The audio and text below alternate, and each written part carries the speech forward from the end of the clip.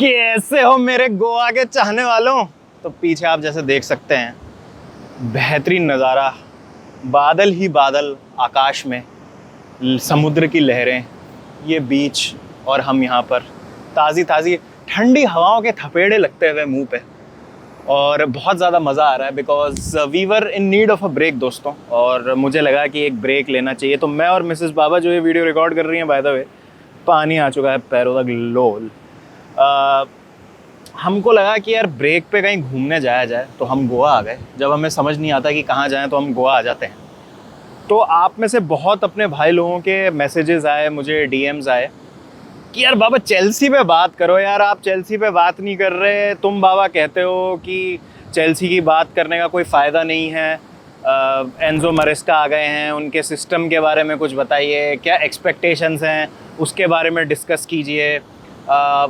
पता है कि बड़ा मुश्किल है अभी कुछ भी कह पाना चेल्सी के बारे में, लेकिन एटलीस्ट कुछ डिस्कशन तो होना चाहिए चेल्सी के बारे में।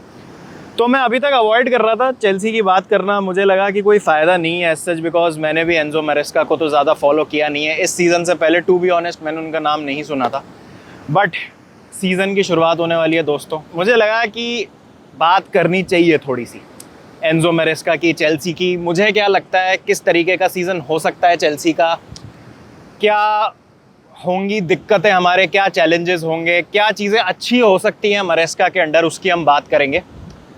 And yeah this is me on what to expect from Chelsea this season. तो जितना भी मैंने देखा, थोड़ा खंगाला किस तरीके की खिलाते हैं एंजो मरेस्का फुटबॉल, तो उससे ये पता चलता है कि एंजो मरेस्का की जो फ़िलॉसफी है that is all about positional play, और प्लेयर्स को पता होता है 2 पास पहले कि उनको किस पोजीशन में आना है, किस तरीके से बॉल को प्रोग्रेस करना है, और इंटरचेंजेबिलिटी जो है बहुत ज़्यादा देखने को मिलती है मरेस्का के सिस्टम्स में।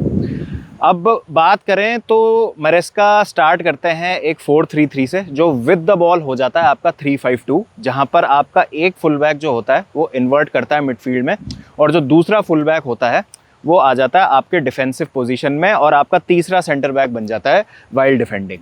तो अगर लेस्टर की बात करें तो उस केस में आपके राइट साइड से रिकार्डो परेरा इन्वर्ट करते थे हैरी विंग्स के साथ मिडफील्ड में, और जेम्स जस्टिन जो लेफ्ट बैक है उनके, वो बन जाते थे third defender while defending, third centre back.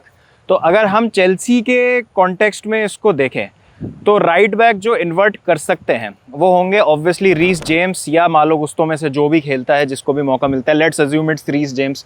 अगर फिटनेस पे हम बात करें तो रीस जेम्स ऑब्वियसली पहले पिक किए जाएंगे। तो रीस जेम्स हम हो सकता है देखें कि इन्वर्ट कर रहे हैं मिडफील्ड में, और लेफ़्ट साइड से कुकुरेया शायद ना इन्वर्ट करें, और वो आपके डिफेंसिवली जो तीसरे सेंटर बैक है उसका रोल प्ले करें। लेकिन हमने स्पेन के लिए देखा, हमने देखा चेल्सी के लिए भी लास्ट सीज़न, चेल्सी जब अच्छा खेलने लगी थी अंडर पोचेटिनो, तो उसका एक बहुत इंपॉर्टेंट कंपोनेंट थे कुकुरेया inverting into the midfield. But यहाँ पर क्या लेफ्ट से हम इन्वर्ट करेंगे या राइट से इन्वर्ट करेंगे, या दोनों तरफ से हम इन्वर्ट करेंगे 1 बाय 1, वो देखा जाना अभी इंटरेस्टिंग होगा। अभी कुछ आई हैं अपडेट्स, ट्रेनिंग सेशंस जो चल रहे हैं मरेस्का के। बेन जेकब्स ने अपेरेंटली रिपोर्ट किया कि मरेस्का ने उनको बताया कि ट्रेनिंग चल रही है, जेम्स और गुस्तो दोनों प्रैक्टिस कर रहे हैं इन्वर्ट करने की इनटू द मिडफील्ड।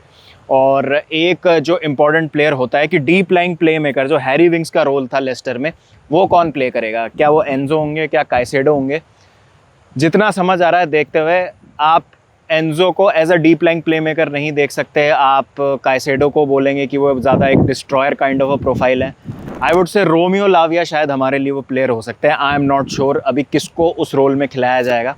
उसके बाद अगर हम बिल्डअप की बात करें तो एंजो मरेस्का एक प्रिसाइज बिल्डअप में विश्वास रखते हैं, क्लोज रेंज पासिंग, और बहुत अनप्रिडिक्टेबल शेप होता है उनके बिल्डअप का। कभी कभी आप देखेंगे कि जो सेंटर बैक से अपनी पोजीशन से ट्रांजिशन कर जाएंगे आगे की तरफ, और उनकी जगह जो इन्वर्ट कर रहा है फुल बैक है वो ले लेगा, और इस वजह से जो है बहुत मुश्किल होता है ऐसी टीम्स के अगेंस्ट प्रेस करना। प्रेस रेजिस्टेंट होती हैं मरेस्का की टीम्स। तो जो प्लेयर्स काफ़ी इंटरचेंजेबली खेल रहे हैं और आपको पता नहीं है कि कौन प्लेयर आगे ड्राइव कर जाएगा बॉल के साथ, कौन प्लेयर जो है उसकी जगह ले लेगा, तो इट इज़ वेरी डिफ़िकल्ट कि आप उस टीम को प्रेस करें।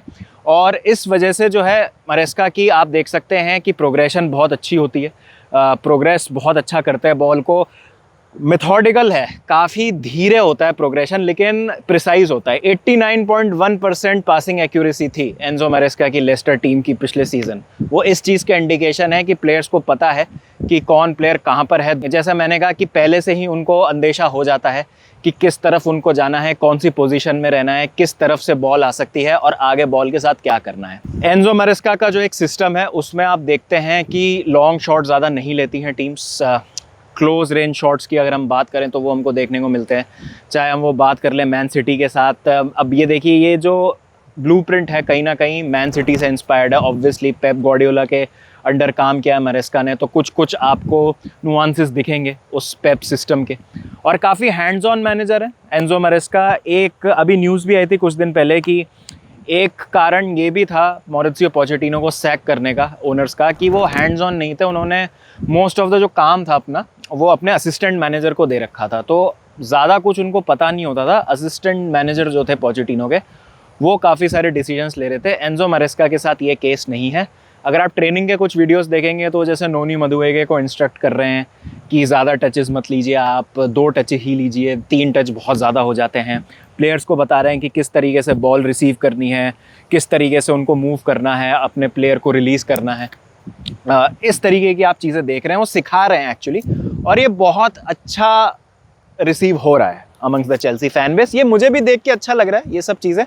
आगे मैं बात करूंगा इसकी कि मेरा ओवरऑल क्या है ओपिनियन एंजो मैरेस्का पे। तो देखिए, ये सब चीज़ें ना सुनने में बड़ी अच्छी लगती हैं, बट ये जो स्ट्रेंथ्स है ना एंजो मैरेस्का की, ये कब वर्क करती हैं जब उनको पता है कि एक जगह पे कौन सा प्लेयर खेलेगा। उन्होंने अपनी फिगर आउट कर ली थी कि उनकी प्लेइंग 11 क्या है लेस्टर में, क्योंकि लेस्टर के पास उस तरीके का स्क्वाड नहीं था जो चेल्सी के पास है। अब चेल्सी में अगर आप बात करें, चाहे आप सेंटर बैक्स की बात करें, हम सेंटर बैक्स की बात करते हैं, लीवाई कॉलविल, बदियाशील, डिसासी, फोफाना, उसके बाद चालोबा का मुझे फ्यूचर नहीं पता कि क्या होगा, वो रहेंगे कि जाएंगे। उसके बाद टोसिन एडरबायो, ये आपके सेंटर बैक्स हैं। सबका प्रोफाइल अलग है। आपको नहीं पता कि कौन 2 सेंटर बैक्स होंगे जो आपको बेस्ट कॉम्बिनेशन प्रोवाइड कर सकते हैं यहाँ पे। उसके बाद अगर हम बात करें मिडफील्ड में, तो अगेन आपके पास है रोमियो लाविया हैं, आपके पास काइसेडो हैं, आपके पास एंजो फर्नांडिस है, ड्रूसबरी हॉल हैं, गैलेगर हैं। गैलेगर का भी फ्यूचर जो है अभी कंफर्म नहीं है। फिर उसके बाद ओगुचुकु लोन पे जा रहे हैं। आपके पास चुक्वामेका हैं, आपके पास कैसिडी हैं, आपके पास आंड्रे सेंटोस हैं। उसके बाद फॉरवर्ड लाइन में अगर हम बात करें, आपके पास मुद्रिक है, आपके पास स्टर्लिंग है, जैक्सन, एनकुंकू, मार्गेयू, मदुएके, पाल्मर। कैसे आप 11 लोग ढूंढोगे इसमें से, वो सबसे बड़ा चैलेंज होगा एंजो मैरेस्का का। अब दूसरी चीज़ जो एक इम्पॉर्टेंट ये है यहाँ पर कि मैरेस्का के सिस्टम में सब कुछ फिक्स्ड है। बहुत कुछ जो है आप देखेंगे कि प्लेयर्स पे नहीं छोड़ा जाता है। प्लेयर को पता है कि उसकी क्लैरिटी क्या है, उसको किस तरीके का रोल निभाना है, उसको कहाँ पर रहना है, पास रिसीव करते समय कहाँ रहना है, बॉल रिलीज़ करते समय उसका जो टीममेट होगा वो कहाँ होगा। सब कुछ उनको पहले से, सारे इंस्ट्रक्शंस उनको पहले से दिए जाते हैं। तो ये अच्छी बात है। लेकिन इसमें क्या कोल पाल्मर जैसे प्लेयर्स को, जिनमें इतनी ज़्यादा इंडिविजुअल ब्रिलियंस है, उनको वो फ्रीडम दी जाएगी? जो हमने पोचेटिनो के अंडर देखा था, कहीं ना कहीं कोल पाल्मर को फ्रीडम मिल रही थी। और उसी कारण मुझे लगता है कि ये जो गुड प्लेयर्स और ग्रेट प्लेयर्स का जो फासला तय होता है, ये इसीलिए होता है कि इन प्लेयर्स को आप फ्रीडम देते हैं ना, अपने आप को एक्सप्रेस करते हैं। टैलेंट तो उनमें होता ही है इतना कि वो फिर उसको जस्टिफाई कर देते हैं जो फ्रीडम आप उनको देते हैं। तो क्या कोल पाल्मर को वो फ्रीडम मिलेगी? या बाकी प्लेयर्स को जो इंडिविजुअल ब्रिलियंस रखते हैं, कहीं ना कहीं एनकुंकू हो गए, मदुए के एक काफ़ी ऐसे ड्रिबलर हैं जो अपने आप को एक्सप्रेस करते हैं इन 1v1 सिचुएशंस। ये सारी चीज़ें देखना इंटरेस्टिंग होगा।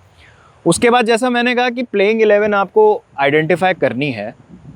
आपके पास अलग अलग प्रोफाइल्स के प्लेयर्स हैं across the back line, in your midfield and in your forward line.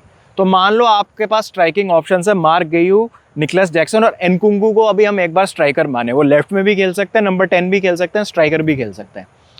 तो किस तरीके से आप, अगर एक प्लेयर इंजर्ड हो जाता है, मान लीजिए जैक्सन इंजर्ड हो जाता है, उनकी जगह एनकुंकू आ जाते हैं, एकदम अलग प्रोफाइल है, तो क्या सिस्टम पूरा चेंज हो जाएगा? क्या सिस्टम उसी फ्लूइडिटी के साथ वर्क करेगा जैसे पहले कर रहा था? और क्या आप कर्व कर देंगे एक प्लेयर की इंडिविजुअल क्वालिटी को, जो मैंने पाल्मर वाले पॉइंट में कही? ये सब चीज़ें कैसे वर्क करेंगी? ये 2-3 डाउट्स मुझे बड़े ज़बरदस्त तरीके से आ रहे हैं।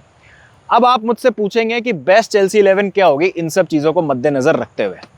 तो देखिए एक जो चीज़ है वो साफ हो गई है कि रॉबर्ट सैंचेज हमारे नंबर 1 होंगे। बड़ा दुख हो रहा है पेट्रोविच को देखते हुए कि जिस तरीके से उनको ट्रीट किया जा रहा है। वो यूएसए वाले टूर पे भी नहीं गए, आई गेस वो लेट ज्वाइन करेंगे टीम को, बट काफ़ी ज़्यादा ख़राब लग रहा है जिस तरीके से पेट्रोविच को ट्रीट किया जा रहा है। और ना केवल पेट्रोविच को, चालाबा को, गैलेगर को, जिस तरीके से ये प्योर प्रॉफिट्स के लिए सेल कर रहे हैं इन प्लेयर्स को, ख़राब लग रहा है। बेटर तरीके से हैंडल किया जा सकता था इन सिचुएशंस को, बट ठीक है, इन पे मैं सेपरेटली बात करूँगा।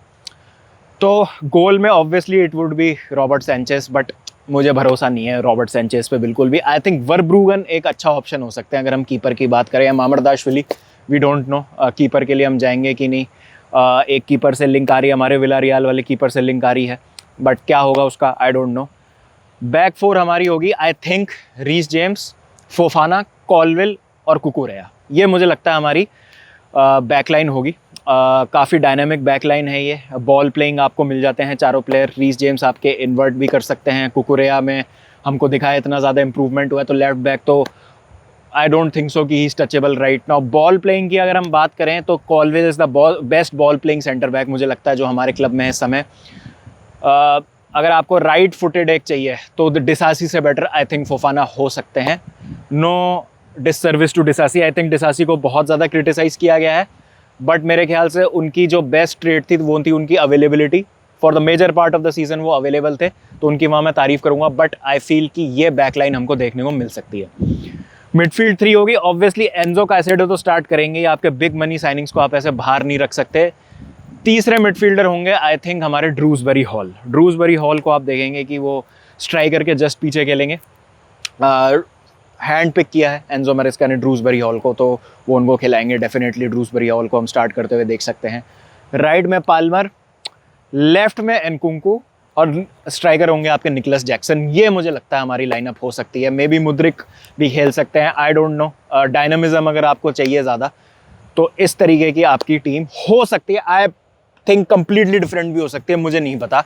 ये जस्ट मैं एक एस्टिमेट लगा रहा हूँ कि इस तरीके की हमको लाइनअप देखने को मिल सकती है, गिवन द फैक्ट कि पोजिशनल प्ले है, फिलॉसफी। ऐसे प्लेयर्स चाहिए जो इंटरचेंजेबली खेल सकें, जो आपको वो एक्स्ट्रा बिट ऑफ डायनामिज्म दे सकें जहाँ पे भी वो खेल रहे हैं। ये सारे प्लेयर्स किसी ना किसी कैपेसिटी में वो आपके लिए कर सकते हैं। तो लेट्स सी क्या होता है। अब मेरी क्या एक्सपेक्टेशन है एज अ चेल्सी फैन और मैं क्या चाहता हूँ। देखिए, चाहता तो मैं ऑब्वियसली यही हूँ कि हम चैम्पियंस लीग खेलें। 2 साल हो गए हैं चैम्पियंस लीग नहीं खेला, कॉन्फ्रेंस लीग हम खेलेंगे इस सीज़न। मेरे हिसाब say anything outside a top 4 finish is not good enough, और इसमें एंजो मैरेस्का की गलती नहीं होगी। अगर हम इस सीज़न नहीं क्वालिफाई करते हैं टॉप 4 के लिए तो मैं मैनेजर आउट नहीं बोलूँगा, मैं एंजो मैरेस्का आउट नहीं बोलूँगा। Even though is my bald brother, you support your bald brothers till the end. मजाक से हटके ये मैं डालूंगा ओनरशिप पे। 3 साल हो चुके हैं, अभी तक उनको नहीं समझ आ रहा है कि उनको किस तरीके का मैनेजर चाहिए। आपने टूकल सैक कर दिया, पॉटर सैक कर दिया, लैम्पार्ड लाए आप पोचेटिनो लेके आए, आप इतने सारे मैनेजर्स आप ला चुके हैं। आपको समझ ही नहीं आ रहा आपको किस तरीके का मैनेजर चाहिए। आपको सब कुछ अपने हिसाब से चाहिए, प्लेयर्स भी आपको बेचने, प्लेयर्स भी आपको खरीदने। तो इस बार गलती जो होगी होल एंड सोल ओनरशिप पर डालूंगा मैं। भले ही मैरेस्का जो है कितना भी ख़राब परफॉर्म करें, अच्छा परफॉर्म करें, आई जस्ट होप कि वो चेल्सी को ले आएँ जहाँ पर हम एस फैंस चाहते हैं कि चेल्सी आए। बट मुश्किल होगा। पहली बात तो उनका फर्स्ट एवर स्टिंट है in the top flight football, अगर हम बात करें इंग्लिश फुटबॉल की। दूसरी चीज़ है is racing against time. Time बिल्कुल नहीं मिलेगा, बहुत ही ज़्यादा रूथलेस है ये दुनिया, और हम एस चेल्सी फैंस बहुत इम्पेशेंट है। और हो भी क्यों ना, इतना पैसा खर्च किया है, इतना ज़्यादा वेट कर रहे हैं, फिगर आउट करना पड़ेगा। 11 जो है पता लगानी पड़ेगी कौन है, उस सब के लिए क्या टाइम मिलेगा नहीं मिलेगा I don't know, but I wish him all the best. और उनकी गलती नहीं होगी, बिकॉज उन्होंने एक बार भी नहीं बोला इंटरव्यू में कि it is going to be easy, या मैं वापस से चेल्सी को वहाँ ले जाऊँगा, या मुझे पता है कि भाई क्या चाहिए क्या नहीं चाहिए। उन्होंने कहा ट्रस्ट द प्रोसेस, भरोसा रखो, पेशेंस दिखाओ, और मैं चीज़ों को सही करने की कोशिश करूँगा। Fair enough. पोचेटिनो जैसा नहीं कि मुझे पता है कि भाई चेल्सी क्या है, जीतने के लिए क्या चाहिए, और फिर जब 2-4 मैच में हमने ख़राब किया तो बोल दिया कि नहीं नहीं भाई टाइम लगेगा, ये तो अभी रुक जाओ। तो टॉप 4 आना ही आना है, कोई उसमें डाउट नहीं है। आएंगे कि नहीं आएंगे भाई, देखो सवाल ही ये नहीं है, सवाल है ही नहीं है कि आएंगे कि नहीं आएंगे। इतना सब कुछ होने के बाद top 4 is the minimum expectations जो हमको रखनी पड़ेंगी। मैं एक्सपेक्टेशंस मैनेज नहीं करूँगा बार बार इस ओनरशिप के डिसीजंस की वजह से कि बिकॉज एक नया मैनेजर आ रहा है, बिकॉज लेस्टर से मैनेजर आ रहा है, चैंपियनशिप से मैनेजर आ रहा है, तो भाई मैं क्यों ये इन सब चीज़ों का बेनिफिट ऑफ डाउट दूं ओनरशिप को। हाँ, मैनेजर को दूंगा, मैनेजर खराब करेगा मैं बोलूंगा भाई is not cut out for it, but उसमें गलती किसकी, ओनरशिप की होगी, तो मैनेजर का तो साथ देंगे भाई, और वो तो ऑप्शन ही कोई नहीं है ना अपने पास एज चेल्सी फैंस। तो आई एम होपफुल और मैं बहुत ज्यादा एक्साइटेड नहीं हूँ कि भाई बहुत कुछ ही बढ़िया हो जाएगा। क्या मरेस्का कर सकते हैं ये चीज? हाँ बिल्कुल कर सकते हैं, he is got the tools, squad भी बहुत बेहतरीन है, लेस्टर और चेल्सी के स्क्वाड में कोई कंपैरिजन ही नहीं है। बट अगेन जैसा मैंने कहा, चैलेंजेस बहुत ज़्यादा हैं। जो मरेस्का का खुद का स्टाइल ऑफ प्ले है उसके हिसाब से चेल्सी का स्क्वाड कैसे बैठेगा, remains to be seen. Interesting होगा ये सीजन। बट ये मेरी एक्सपेक्टेशंस हैं, top 4 football minimum, conference league जीतना मिनिमम, उसके अलावा जो भी ऊपर से आ जाए, FA कप आ जाए, टाइटल जीत जाओ तो प्रीमियर लीग का भाई बोनस सोने पे सुहागा वो। बट लेट्स बी ऑनेस्ट, अभी हम कोसों दूर हैं आर्सेनल और मैन सिटी से। अभी इसमें जवाब, मतलब आर्सेनल मैन सिटी छोड़िए, अभी हम लिवरपूल, इवन एस्टन विला, इन सब टीमों से भी काफ़ी दूर हैं। तो देखते हैं क्या होता है। उस तरफ आप देखें तो मैनचेस्टर यूनाइटेड ने भाई बहुत ही शानदार तरीके से जो है साइनिंग्स किए हैं, वो कैसे ट्रांसलेट होती है इनटू द सीजन वो देखना होगा। और उनके जो लोग हैं वो एक्सपीरियंस प्लेयर्स और ऐसे प्लेयर्स को ला रहे हैं अपने क्लब में जो उनको लगता है कि हाँ किसी तरीके की लीडरशिप ला सकते हैं, बेहतर बना सकते हैं क्लब को। तो हर तरफ अलग तरीके के रिक्रूटमेंट स्ट्रेटजीज चल रही है। एस्टन विला जैसे प्लेयर्स को साइन कर रही है, आप देखिए कितना बढ़िया तरीके से वो अप्रोच कर रहे हैं सीज़न को, given the fact they are playing the champions league. Easy नहीं होने वाला है सीज़न, बहुत ज़्यादा कंपटीशन है। Spurs watch out for Spurs यार, एंज पोस्टेकोग्लू अच्छा काम किया था लास्ट सीजन, स्पर्स भी बढ़िया करेगी। तो it's not going to be easy, बिल्कुल भी ईजी नहीं होने वाला है। बट यही है रूथलेस नेचर कॉम्पिटिटिव फुटबॉल का, और देखते हैं क्या होता है। तो आपकी क्या राय है मुझे बताइए, आपको एज चेल्सी फैंस या एज न्यूट्रल्स क्या लगता है, क्या एक्सपेक्ट करेंगे आप चेल्सी से? I am expecting a 4th finish, top 4 finish में एक्सपेक्ट कर रहा हूँ, बाकी आगे देखते हैं क्या होता है। चलिए मिलते हैं जल्दी आपसे, मैं थोड़ा अपना वेकेशन पूरा करके वापस आता हूँ, मिलता हूँ आपसे। ध्यान रखिए जब तक अपना, take care and don't forget to keep the blue flag flying.